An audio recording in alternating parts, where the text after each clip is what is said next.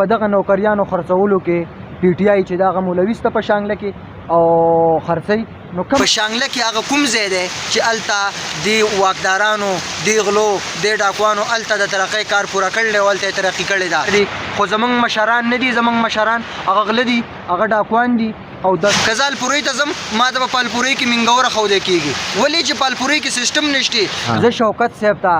عباد صاحب ته مقام صاحب ته دوی ته زه لیډران نه یم د دوی سزا ته تیار یم د دوی جبر ته تیار یم بسم الله الرحمن الرحیم وی وخت که دغه لارې د غرونو جوړې کړي دي موږ هم حوصلې ورته د غرونو جوړې کړي دي او یا غریبۍ خود به ملورایه خلک پیژني نښې دې زمونږه په مخونو جوړې کړي دي ملګرو ستاسو قربا صف نواز سالارزی یم دا مهال خپل خوږ ملګري فواد الله بخاري سره ناست یم څوک چې د 3-4 کالو نه د ایکسپلور شانګلې په نامه یو د فیسبوک د لارې یو پیج چلی بلها فایده یې دغه خلکو ته ورکړم ده کله چې په برجو باندې روډ منې کار شروع هغه وی 2 نمبر کار شروع د ویډیو وکړه لایو راغی هغه ویډیو ډېرو زیاتو کسانو وکته او هغه کار چې کوم دی هغه بند شو نو نن را سره ناست یو چې د سالارزی ټي وي مینهواله دي کوم کتونکي چې دي فواد صاحب هغو ته هم څه لږ غونې میسیج ورسي کوم چې د شانګلې را روانې ستونزې دي نو فواد الله بخاري صاحب د سالارزی ټي وي چې کوم کتونکي دي هغو ته به څه وایي تاسو اواز به غړۍ به لږه تیزی چې د مایک محتاج نه ډېره مننه زما اواز به دومره تیزي چې ستاسو نه به هم تیزي انشاءالله جی جی وی پټکړي له خلقو دي بدرنګه بدنونه پټکړي له خلقو دي بدرنګه بدنونه د وخت د زاهدانو نه جامې ویستل پکار دي زه ستا مننه کوم شکریه دې خوشحاله راته اوسې تا راته ووې چې ته 3 کالو نه کار کنه نو مطلب زه دا هیڅ کار نه حسابوم د خاورې دپاره د ترقۍ دپاره 3-4 کاله او 5 کاله دا هیڅ شی نه دی باید چې ژوند پکې ټول صرف شي دغه بیا هم یوه ګټه ده تا راته دا وویې چې تا د برجو روډ هغه یو تا ایکسپوز کو هغه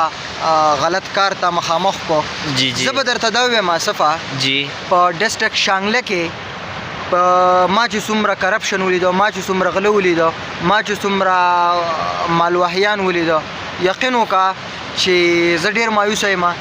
ډېر زیات مایوسه یم د شانګلې د ولس نه د شانګلې د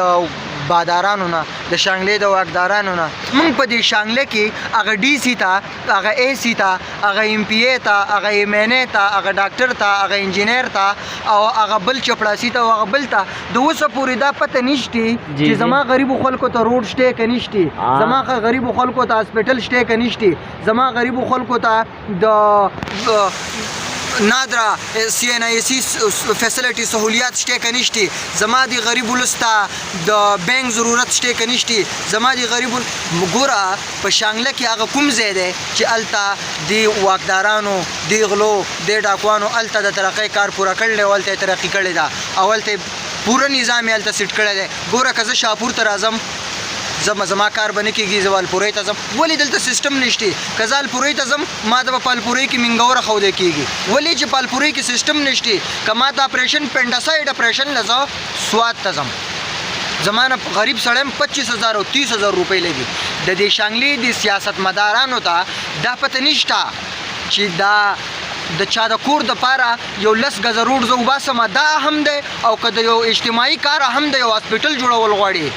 یو یونیورسټي جوړول غواړي یو کالج جوړول غواړي هم ته وایي چې تاسو موږ له ووټ راکوئ او موږ به تاسو له واپس چاله به 10 ګزه روډ وباسو چاله به یو غونجې پیپ ورکوو او موږ خو د شانګلې د ولس نه یو د شانګلې د ولس ما ته د شانګلې ولس معلوم دی چې څوک څه کوي او څوک څه کوي په پیپ منې غولیږو په 1,000 روپۍ منې غولیږو په 10 ګزه روډ راله وباسي کور ته په هغې باندې غولیږو 10 ګزه لار راله پخه کړي سیمټ پرې وغورځوي په هغې باندې غولیږو چېرته موږ یو سیاسي کس ته دا مطالبه کړله چې موږ له غټې غټې اجتماعي کارونه پکار دي خو زموږ مشران نه دي زموږ مشران هغه غله دي هغه ډاکوان دي شوکت صاحب وایي که نه کوم چې زموږ منسټر دی هغه وایي ما غرونو ته روډونه ورسولو